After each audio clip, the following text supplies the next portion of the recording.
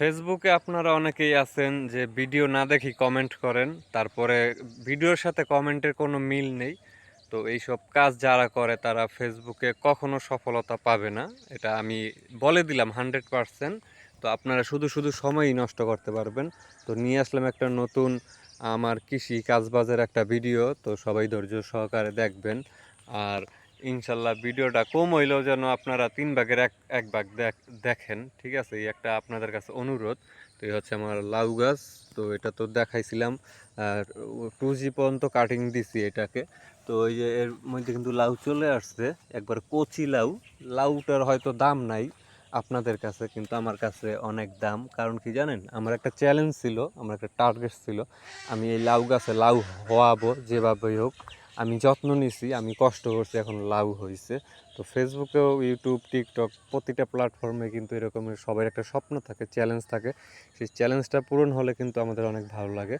আর এই পাশে সিম গাছ তো লাগাইছি, এটা আপনারা দেখছেন, আমার পিছনের ভিডিওগুলো দেখলেই পাবেন। এই যে এটা হচ্ছে আমার মা লাগাইছে বোম্বাই মরিচের চারা। আর এই হচ্ছে নতুন বেগুন গাছ, ফুল চলে আসছে কিন্তু।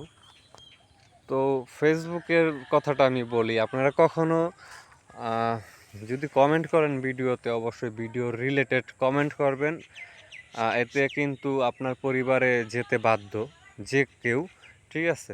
আর ভিডিও না দেখে কমেন্ট করবেন না। আর এই হচ্ছে কিন্তু এইটা হচ্ছে পুরান যে বেগুন গাছ, এই পুরান বেগুন গাছে কিন্তু এই ফুল ফল চলে আসছে, এই যে দেখেন। তো এই পাশে কিন্তু লাউ গাছের এই যে লাউ গাছগুলো বড় হয়ে গেছে, লতা বের হয়ে গেছে। তো এগুলো আমি আজকে না, আজকে সময় নাই হাতে, কালকে এটাকে 1G কাটিং করে দিব, ঠিক আছে? তো এই হচ্ছে মূলত এই আমি এই যে বরবটি, এইখানে বরবটির গাছ লাগাইছি। তারপরে এই যে বেগুন গাছে ফুল হচ্ছে, পেঁপে গাছে পেঁপে। আর এই হচ্ছে বরবটি, এগুলা তো আপনাদের দেখাইছি, এগুলা বীজ রোপণ করছিলাম আমি এখানে। বীজ থেকে কিন্তু দেখুন ফুলে ফলে ভরে গেছে গাছ, এই যে ফুলে ফলে ভরে গেছে দেখুন।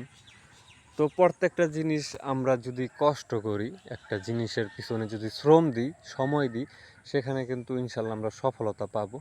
আর এই হচ্ছে আমার শশা গাছের যে এই ফুল ফল চলে আসছে, কিন্তু আমার নিজের কাছেই খুব ভালো লাগতেছে। আরও আছে, এই যে দেখেন, এই যে এইখানেও কিন্তু। তারপরে এই যে নিচে, মানে ভালোই আলহামদুলিল্লাহ। এই যে, তো এগুলো এসে সাবধানে, এগুলো যদি পোকা লাগে তাহলে কিন্তু শশা গাছের গ্রোথ নষ্ট হয়ে যায়। তো ওই যে পোকা যেন না লাগে, আপনার স্প্রে করে দিবেন 15 দিন পর পর।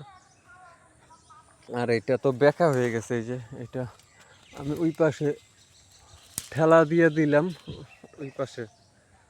তো এই যে দেখুন। তো আজকের এই ভিডিও এই পর্যন্তই থাকুক। সবাই ভালো থাকবেন, সুস্থ থাকবেন। আল্লাহ হাফেজ, বাই বাই।